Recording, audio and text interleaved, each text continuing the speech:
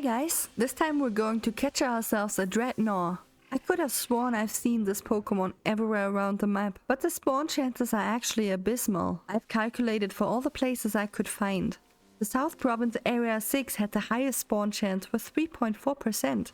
I am right now at the Casaroya Lake. If you go into the water, you can't find a crystallized version there. It's guaranteed to spawn. With these terrible spawn chances, it might be worth it. Or just catch yourself a Privolution. They're much easier to find. And at full health or the normal Pokeball, they have a 17.5% chance to be caught.